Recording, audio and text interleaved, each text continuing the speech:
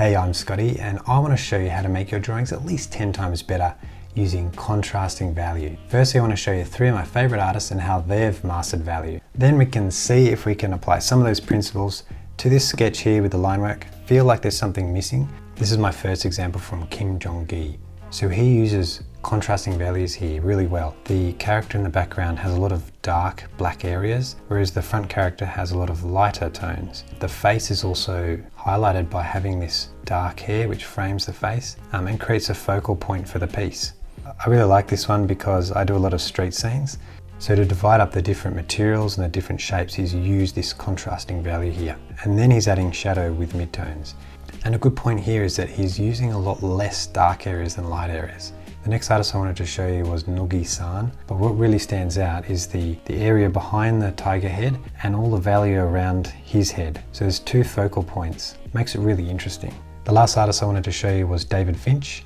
The way he's added value in the palm of the hand helps you see the claws. If you didn't have that really high contrasting value, maybe the claws would be lost. Okay, so now I'm going to try and use all what I've learned to make this sketch better. Okay, so I learned that keeping the focus of the eye around the face is really important, and by adding contrast around the face helps.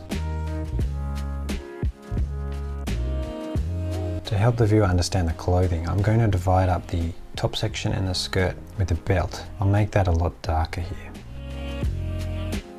Okay, and I also wanted to make the legs here darker. Okay, now you can't really read the bag, so I want to make that dark as well. The stripes on the t-shirt are quite thin in my drawing, so I'm going to make them a bit thicker, and that might help the texture between the t-shirt and the skirt stand out.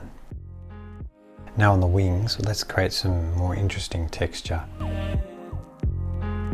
Okay, I feel like this junction between the shoulder and the wing needs a bit of value as well, so.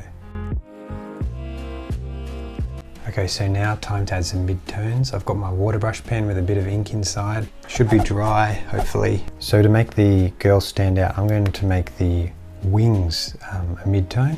The other area I'm thinking of is maybe the skirt. Also, special mention to Anzamana for his suggestion for this video. If you have any comments, I'd love to hear from you. Okay, so to add some texture on the skirt, I'm going to use a pencil.